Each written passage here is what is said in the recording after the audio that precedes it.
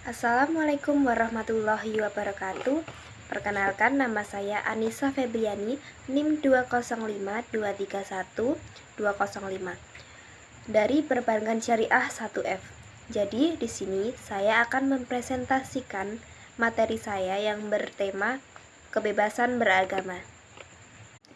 Di negara Indonesia, kita memiliki pedoman hidup yang kita pegang, yaitu Pancasila.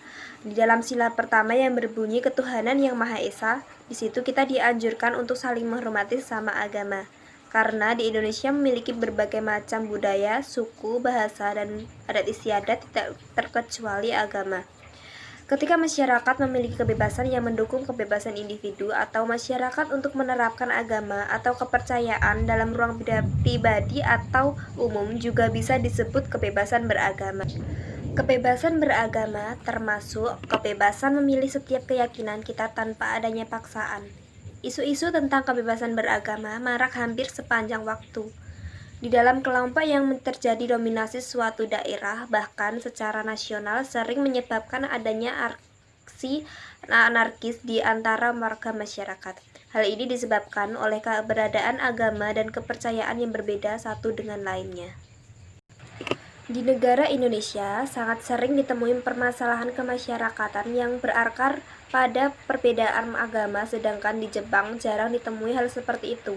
Jelas sekali bahwa permasalahan di Indonesia adalah bagaimana memaknai kebebasan beragama ini menjadi masalah akar dari sebagian masalah sosial yang terjadi di Indonesia.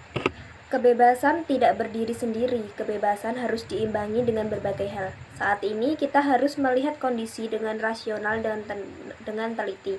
Bagaimanapun itu, sebuah kebebasan bisa dibatasi oleh banyak hal sehingga ia bukanlah kebebasan yang tanpa batas.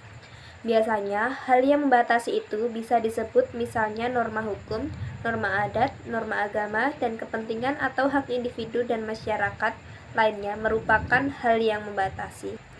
Kebebasan beragama bukanlah kebebasan yang tanpa batas. Setiap negara beserta warga negara memberlakukan ketentuan tertentu dalam rangka menjamin kebebasan semua warga negara.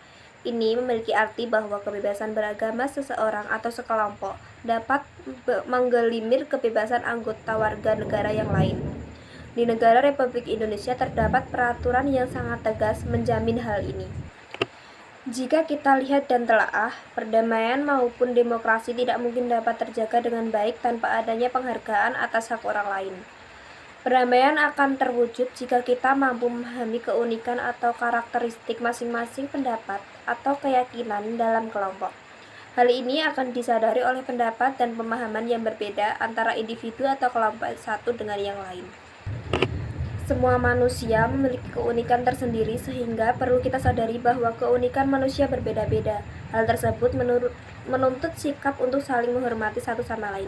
Dengan adanya tindakan tersebut, maka akan ditemukan kesepahaman bahwa kedamaian kehidup bersama hanya akan tercapai bila terjadi keseimbangan kesadaran atas perbedaan dari masing-masing anggota masyarakat. Inilah hakikat demokrasi. Yang dicari di dalam demokrasi bukan hanya kesamaan keputusan, tetapi juga bagaimana menghargai yang berbeda-beda sehingga disepakati jalan kehidupan bersama yang memungkinkan mereka yang berbeda pendapat dapat hidup bersama dalam kedamaian. Sehingga kita tidak boleh mendiskriminasi sesuatu yang terlihat berbeda dengan apa yang kita pikirkan. Kesimpulannya, demokrasi dan perdamaian dunia akan terbangun apabila setiap orang atau kelompok menghargai perbedaan sebagai kodrat manusia, termasuk di dalamnya setiap orang tidak dapat dipaksakan untuk mempercayai atau tidak mempercayai sesuatu. Terima kasih presentasi dari saya. Apabila ada kesalahan kata, mohon maaf. Wassalamualaikum warahmatullahi wabarakatuh.